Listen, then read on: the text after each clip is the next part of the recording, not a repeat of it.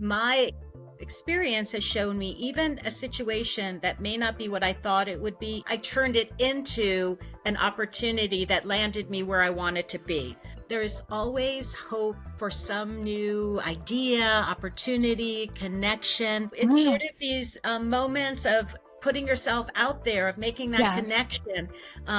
People don't forget that you can go the extra distance, and don't be afraid to show your passion, your curiosity to them. Hello, everyone, and welcome back to the podcast. My name is Stephanie Marie, and I'm on a mission to spread hope, sharing people's stories to encourage, inspire, and empower you. Today, I am so excited to welcome Dorie Klissas, who is an Emmy Award-winning TV producer who worked on NBC's Today Show for 15 years and CBS Evening News with Katie Couric.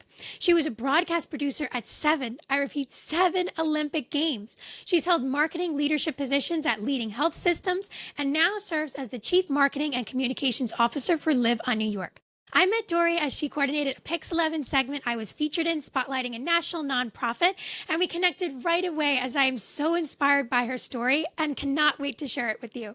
So without further ado, let's begin. Dorie, thank you so much for being here. I'm so excited to speak with you today. Stephanie, it's great to be here. I look forward to our talk. I'm so excited. So, Dorie, we met back when you introduced Pix11 to a nonprofit organization called Radical Hope Foundation, and we filmed at Pace University. And it was a really great experience. You helped to coordinate with the anchor Shirley Chan, who worked on NBC and Pix11. So it was a really great experience. I'm going to also have that video linked below. So it's such a full circle moment that you're here with me today. Thank you. Well, it was a pleasure to meet you and learn more about the organization and talk about mental health for youth around the country. So great to be here today. Thank you, Dorie. So you worked in a variety of industries, from business, nonprofit, healthcare, sports, TV, and media. I'd love to hear a little bit more about your journey and how that led you to where you are today. Well, I think I started not knowing it, that I was building a personal brand. And then, of course, everyone needs one these days. You hear it all the time. But I had started my career, let's say, on the tennis courts in Southampton. My grandparents had a motel with 30 rooms, and they decided to build 3 tennis courts to bring more folks into the hotel. And I started playing tennis with all the guests. So that was when I was 9. By 14, I was ranked in the Eastern section. And then by 18, I was recruited to play for college. But I was teaching tennis to the guests. I was traveling the nation doing national tennis tournaments. And my coach was like, you can't do both. You're going to get injured. So what happened was, a week before college tennis training, I did get injured. I did a pickup game with a gentleman that was a really good player and without stretching. So I always tell everyone to stretch no matter what you do. And I got there with a tiny torn calf muscle, just a slight tear. But that continued for 3 years. It never got healed, even though I went to all the doctors and did all the training, the rehabilitation. So I struggled. What was my identity? And I didn't know that searching in college, going to learn more about the track team, going to sing in the choir, trying out for college plays, I was in search of my next identity, my next brand. So I think it's important for people in general to follow their passions. And when you lose your passion, like tennis was for me, I really felt I struggled. I really needed to find something else I could put my energies toward. My self-confidence was based around tennis.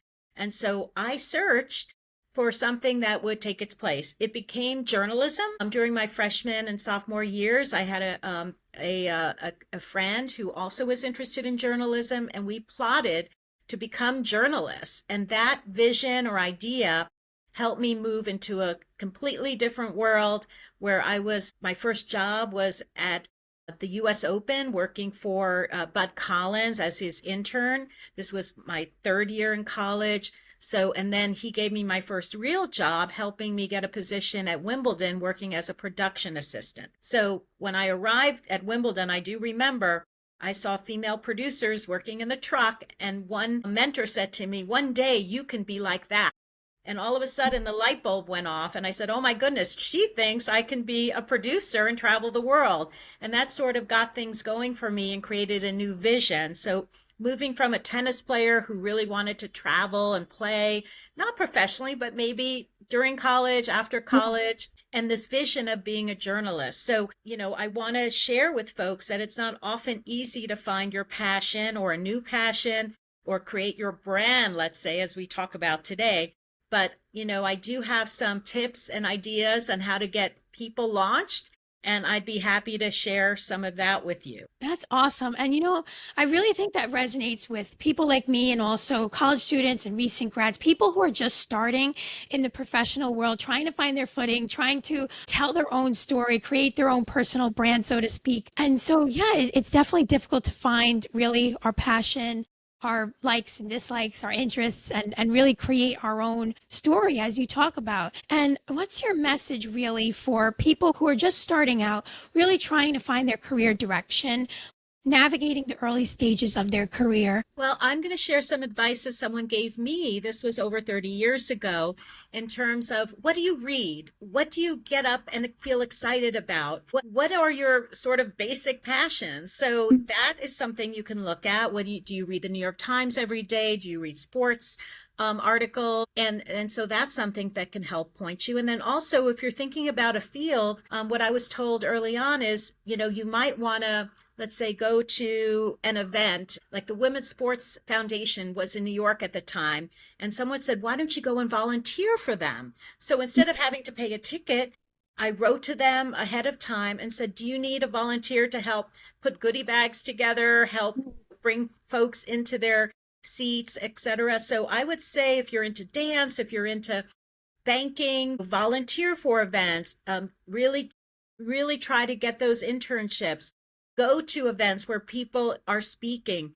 Also, if you're interested in journalism, there are journalism groups like the Women in Communications group. They have events. Some of them are for folks just out of college. So I would say identify your field and then try to go to conferences, try to volunteer, try to go to where people are speaking, and even give them your card and say, I'd like to be your intern. When I was a junior, I was very interested in Greek history and the language. I'm Greek American myself, and in college, I was able to study the Greek language even further.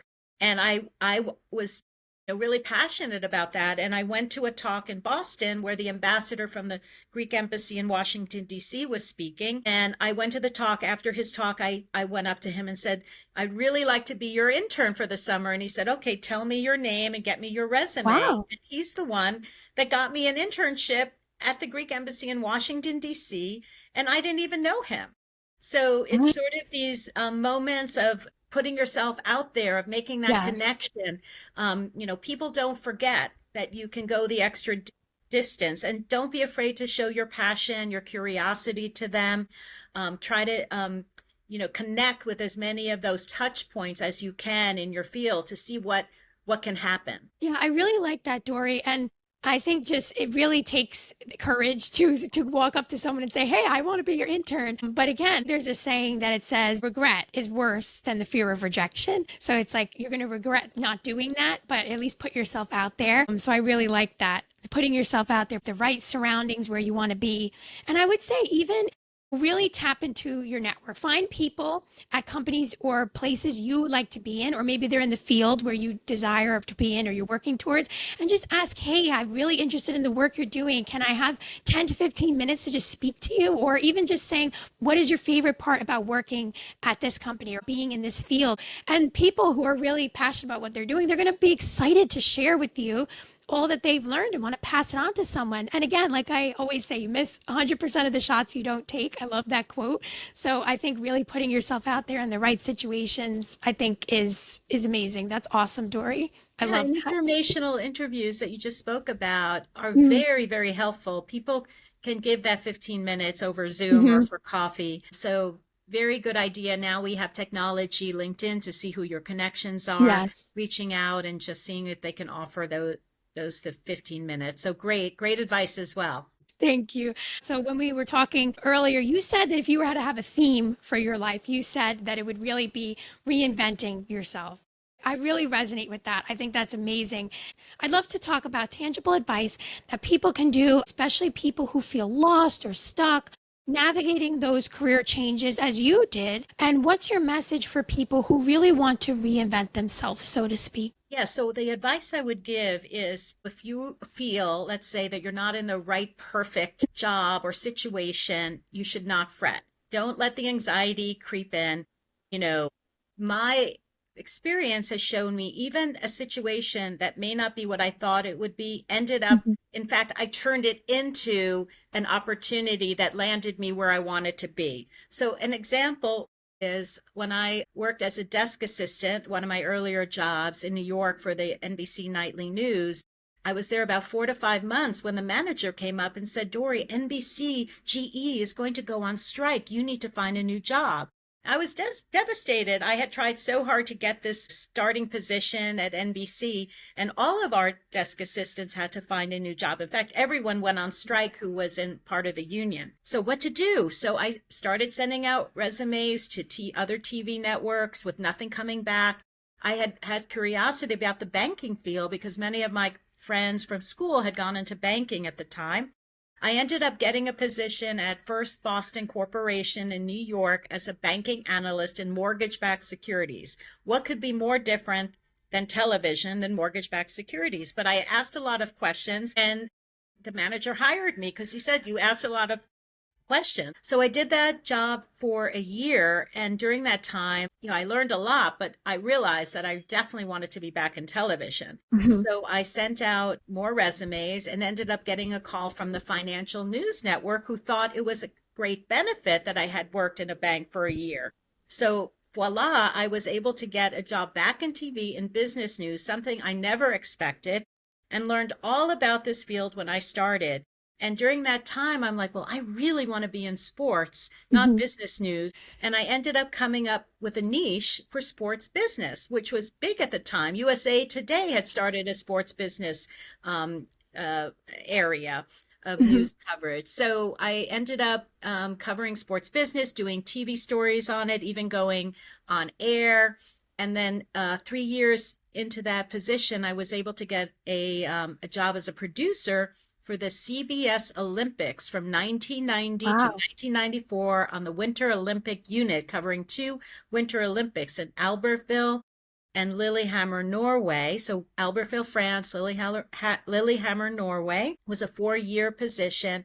And I traveled the country and internationally covering athletes doing their Olympic sports. So basically, had I not been looking for opportunities to cover sports and business or looking for new opportunities at the next, this would never have come together. So I would say, be patient, see what opportunities are out there, what interests you, and then try to put it together for your next position. Because everything you learn, even if you think it's not going to help you, will definitely help you in your next position and your future positions. And I think I carried that through. After that Olympics, I joined the Today Show for 15 years as a producer and ended up focusing on medical news, which at the time was very interesting to people. And we did many series on medical miracles, ADHD, autism, spinal cord injury with Christopher Reeve at the time. So, diving into these topics and sharing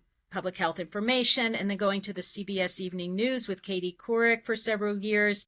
And then after that, I made a transition into healthcare, working as either media director or chief marketing communications officer for healthcare systems in New York and New Jersey. So really turning it on its head from being the one to do the stories to being the one to pitch the stories to others to do the stories. That's incredible. Wow. And I just love how everything you learned, whereas you may not have realized that at that point. And again, I think this resonates with people in my generation and starting out in the professional world, is that everything you're learning may come full circle to a job you do in the future.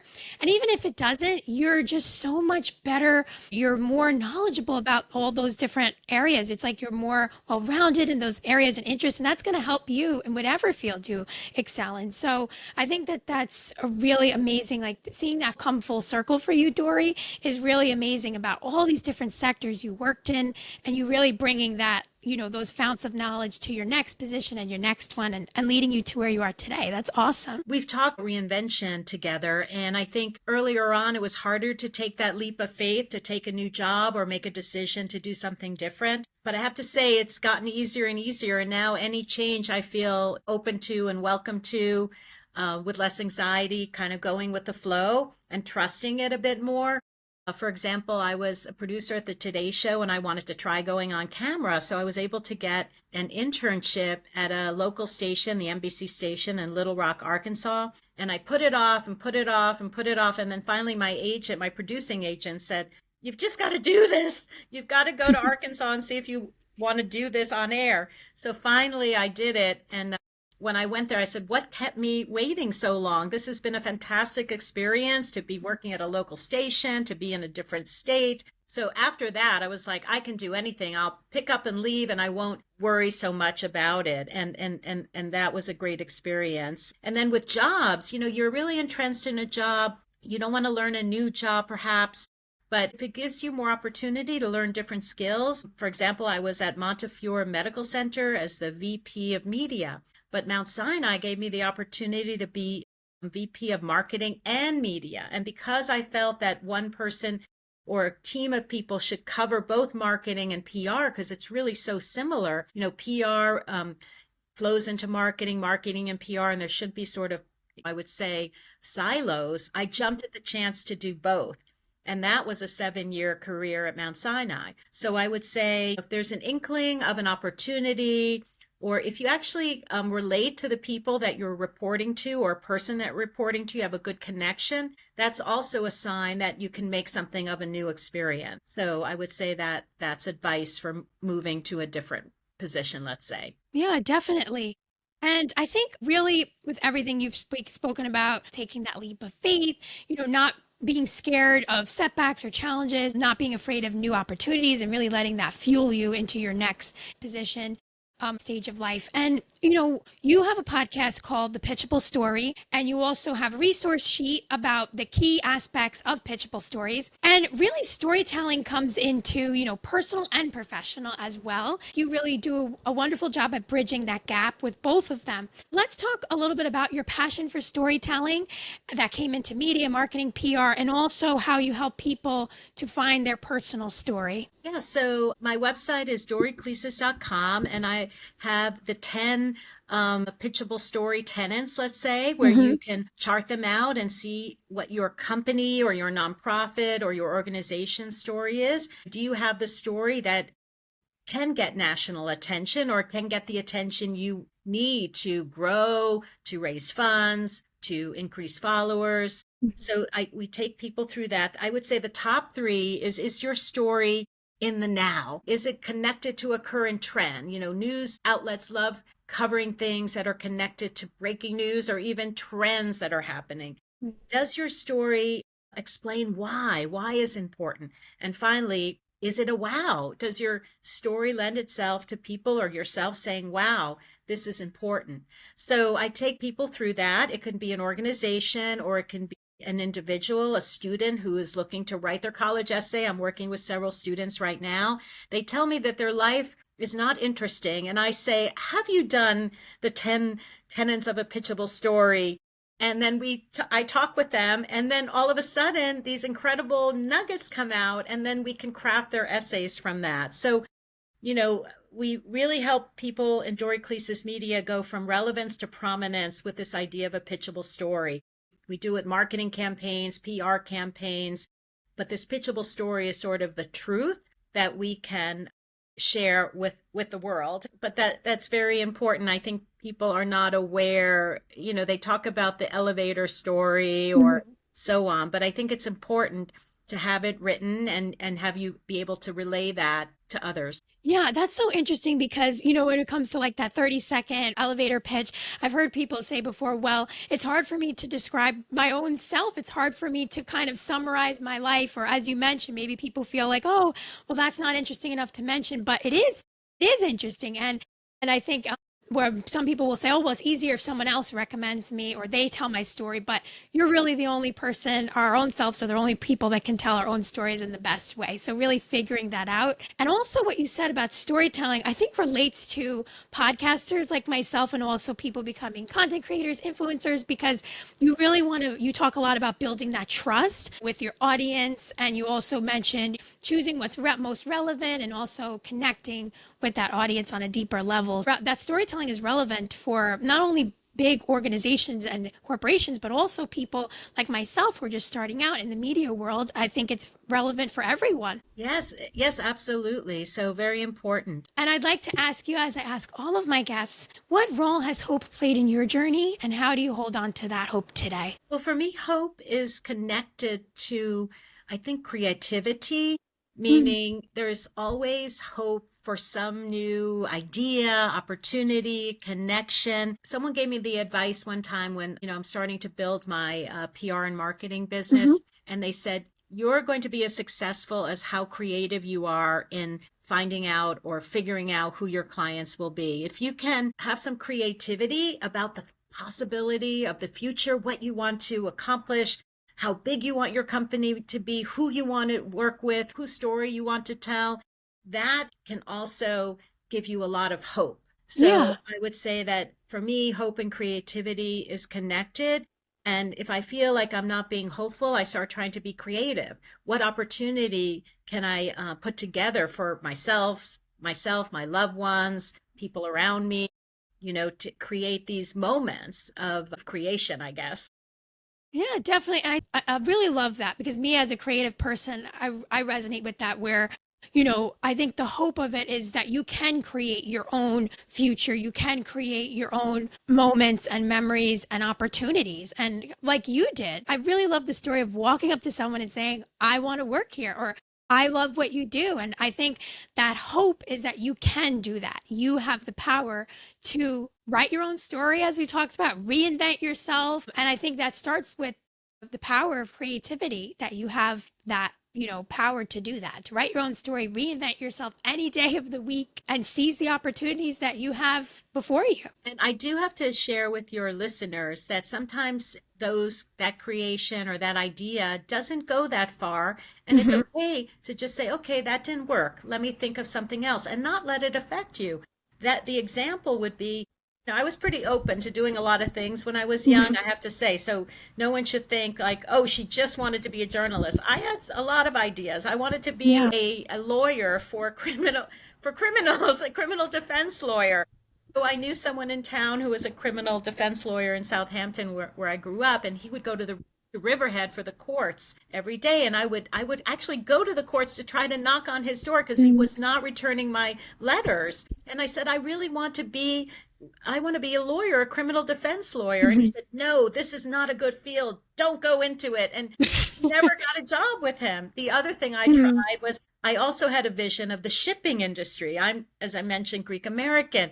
Well, in my kind of mind, this Greek shipping magnates living in London and Greece, I wanted to be part of that. So I started writing to over a dozen shipping companies to be their intern. I never got an interview. I never got a word back. So I didn't go into shipping. So I'm saying, but I didn't say, oh my God, no one wants me in shipping. I said, oh, what other ideas could I come up with? And then it was like, oh, let's go into diplomacy. Let's go into international affairs. So still the idea of the international, this, speaking, the stories of the criminals, like here I am. That's so interesting. Well, now I tell stories of patients or doctors or individuals. Yes. So it's really the storytelling that I am attracted to. And you can find that in different fields. So I would say don't get sort of upset or dejected if something you try is not working. And I would say your life could be little pilots, try something. If it breaks, that's it. Go for it. If it's not working, don't be afraid to say, no, that's not working. Let me try something else. And that will bring you success as well. Definitely. And I think I love that notion of that. It's not wasted time. If you're pursuing something and you pivot into something else, the knowledge that you learn is never wasted. That's going to make you a better person. It's going to make you a better learner, a better employee in the future. As you mentioned, like a more well-rounded person, and maybe perhaps like you did, you'll be able to use that knowledge into something else. But even still, it's never wasted time if you pursue something and then you're pivoting. I just really love that message because I think that people hold themselves back because they think, well, what if I put everything into this and it doesn't work out? All those what ifs. And I think that knowing that in some way there's this thread of your life and that it'll work together is really hopeful, I would say. Yes, yes, agreed. And and I love that, Dory. The fear of regret is worse than the fear of rejection, right? Because you may walk up to someone, ask for something, and you may face rejection. But I would say, and I've heard this quote before, that the regret of saying, "Oh well, what if I did that? I never did that. I regret not even trying." I would say that that is worse than you getting rejected if that does happen. I would say don't even think about the Hmm. fear of rejection because you're putting too much energy in something. Just try it. And if it's a no, well, then just look somewhere else. So I think people worry exactly too much about what if and what happens. Just be there, be in the moment. I mean, being in the moment is not thinking what will happen if they say yes or no. My grandfather would say, I would say, I'm so nervous about what this person's going to say. He says, why don't you Hmm. just talk to them before you decide you're nervous? So he I taught me, love that. just talk to them and don't be worried. You can always move from there. So I think that we're human. We're going to worry. We're going to think about rejection. But, that's the positive thoughts. Like, don't let negative thoughts come into it. When you start thinking, oh my God, I could be rejected, put a no on those words. Get that out of your brain. Positive. I really agree with that. I relate to that because I can kind of get in my own way where, like let's say when we did the Pix 11 segment, where when I did one on NBC, I was so nervous. But then when I got by the second one, when I was on Pix 11, I felt so much more at ease. And, also you helping to calm me down and ease my nerves as well. But once you start doing something, it's new, it's scary, it's going to be unfamiliar and uncomfortable. But as you keep doing it, you're going to be like, surprise yourself, like, wow, I did that, and I feel more comfortable now. I want to keep continuing that. So yeah, I really think that that's amazing, and I know that that resonates with so many people. And I'm the same way where I think of all those what ifs. I'm going through every situation in my head, and you just have to take the next step, keep going forward, and what is meant for you will find you. I feel that way. Don't be afraid of exploring new opportunities. And I think you're a fabulous example of that, Dorie. Well, I mean, the hardest thing I ever did was during that internship in Little Rock, Arkansas, was go on Hmm. camera. I really had a hard time memorizing things, and in 3 months, I was so petrified every time I went on camera. If I had stuck it out some more, I'm sure I would have gotten over that and done very, very well. Some things can be petrifying, and the more time you spend at it, the better you can become. So I agree. Yeah, that's true. We gotta give ourselves time. We're not just gonna walk into something and feel confident and ready. We need to give ourselves that grace and time to learn something new. I just love how you've really integrated everything you've learned in all these different sectors. I mean, from the Olympics to banking you've did, sports media, everything you've really just weaved into your life. And now it's like you're giving everyone the tools, and especially people my age as well, you're helping people give them the tools to succeed. Well, thank you. My goodness, you put that so eloquently. Thank you, Dory. This has been amazing. This has been so much fun, honestly. Well, thank you so much. If this message has resonated with you, please be sure to like, share with a friend, subscribe, hit that little bell so you get notified when I upload a new video, and leave a comment down below letting me know what has been your favorite part that Dory has shared with us today. Thank you so much, Dory, and thank you for listening, and have a fabulous day. Bye.